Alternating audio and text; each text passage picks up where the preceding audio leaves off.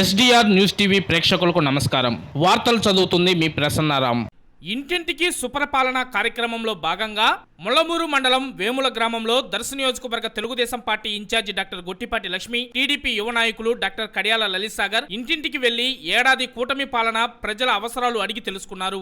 ఏడాది కూటమి పాలనలో ప్రీతమ ముఖ్యమంత్రి వర్యులు నారా చంద్రబాబు నాయుడు, ఉప ముఖ్యమంత్రి వర్యులు కొణిదెల పవన్ కళ్యాణ్ ఆదేశించిన విధంగా సంక్షేమ అభివృద్ధి ప్రతి ఇంటికి చేరాలని, ప్రతి ఇంట్లో సంతోషం కనిపించాలన్న లక్ష్యం తెలుసుకునేందుకే మీ గడపకు ప్రభుత్వ ప్రతినిధిగా వచ్చామని, మమ్మల్ని ఆశీర్వదించండి, కూటమి ఏడాది పాలనలో జరిగిన అభివృద్ధి సంక్షేమం లోటుపాట్లను తెలియజేయండి ఆమె అన్నారు. మన ప్రజా ప్రభుత్వంలో ప్రజల బాగోగులు, ప్రజల అభివృద్ధి ధ్యేయంగా మనం ముందుకు వెళ్తున్నామన్నారు. అదే స్ఫూర్తితో దర్శ నియోజకవర్గంలో ఏడాది కాలంలో గత 5 ఏళ్లలో వైసీపీ నిర్లక్ష్యంగా వదిలేసిన అనేక ప్రభుత్వ కార్యక్రమాలను 100 కోట్ల వ్యయంతో తిరిగి చేపట్టగలిగామన్నారు. ముఖ్యంగా గ్రామాలలో రోడ్లు, మౌలిక సదుపాయాల కల్పన, త్రాగునీరు, సాగునీరు, విద్య, వైద్యం, ఉపాధి లక్ష్యంగా ముందుకు వెళ్తున్న ప్రతి గ్రామంలో ప్రజల సంతోషాన్ని కోరుతూ ప్రభుత్వ ఫలాలు అందరికీ అందాలన్న సంకల్పంతో ప్రజా సేవకులుగా మీ ముందుకు వచ్చామన్నారు. మమ్మల్ని ఆశీర్వదించండి, అభిమానించండి, కూటమి ఏడాది పాలనను దీవించండి, కులమతాలకు అతీతంగా, రాగద్వేషాలకు అతీతంగా అభివృద్ధి ఎజెండాగా ముందుకు వెళ్దాం, అభివృద్ధి ప్రభుత్వాన్ని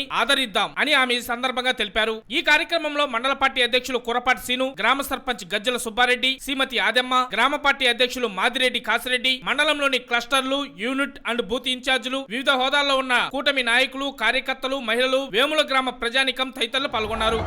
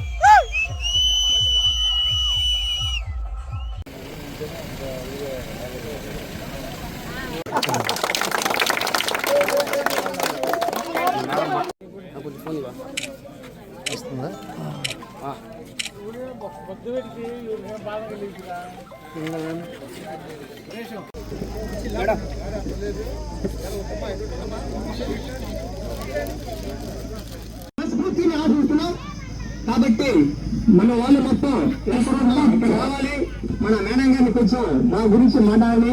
ఈసారి అడుగుతున్నారు.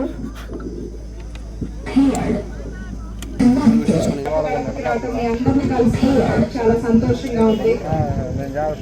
ముఖ్యంగా ఊరంతా నాతో పాటు కలిసి నడవడం చూస్తుంటే తెలుస్తుంది ఎంత సంతోషంగా ఉన్నారు ప్రజలు కూటమి ప్రభుత్వ అధికారంలో వచ్చాక అనేది. చంద్రబాబు నాయుడు గారు ఇచ్చిన మాట ప్రకారం కూటమి గెలిచిన వెంటనే పెన్షన్ 3,000 రూపాయలు 4,000 చేశారు. దివ్యాంగులకి 6,000 చేయడం జరిగింది. అట్లాగే మంచానికి పూర్తిగా పరిమితమైన వాళ్ళకి 15,000 రూపాయలు ఇస్తున్నారు. మన దేశంలోనే 4,000 రూపాయలు ఇచ్చే అత్యధిక పెన్షన్ ఇచ్చే ప్రభుత్వం కానీ రాష్ట్రం కానీ ఆంధ్రప్రదేశ్